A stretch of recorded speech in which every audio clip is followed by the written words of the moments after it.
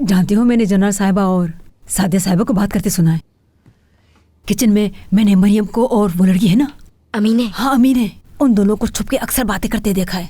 सच कह रही हूँ। और जैसे ही मैं अंदर जाती हूँ वो दोनों एकदम चुप हो जाती हैं। अम्मी छोड़े आप उन नौकरानियों को। जनान और सादिया क्या बातें कर रही थी वो बताएं मुझे। हाँ, बताएं जल्दी। वो क्या बात कर रही थी? जाना साहिबा सादिया साहिबा से कह रही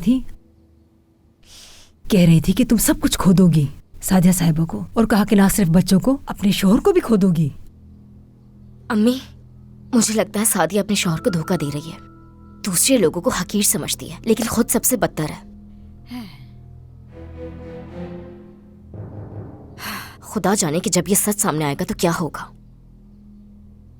क्या होगा फिर? तुम्हें क्या लगता है करीब साहब उसे यहाँ रहने देंगे? तलाक देके घर से निकाल देंगे फौरन। ये सच्चाई सामने कैसे लानी है अब ये हमारी जिम्मेदारी है अम्मी।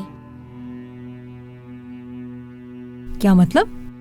बात सुने, अगर सादिया कुछ गलत कर रही है अम्मी तो हमें उसके कमरे की तलाशी लेनी होगी। कोई ना कोई सबूत जरूर मिल जाएगा।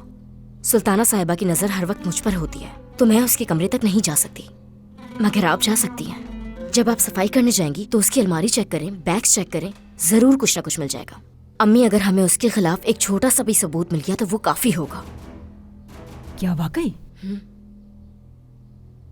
लगता है तुम पागल हो गई हो। मैं इन सब चीजों में नहीं पढ़ूंगी। देखा नहीं था कि तुम उसकी अलमारी की तरफ गई थी? उसने कितना हंगामा खड़ा कर दिया था, और मुझे कह रही हो तलाशी लो उसकी। हाँ अम्मी आपको ये सब बहुत एहतियात और खामोशी से करना है।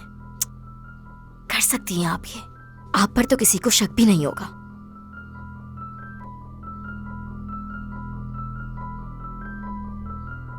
यही अच्छा आइडिया है।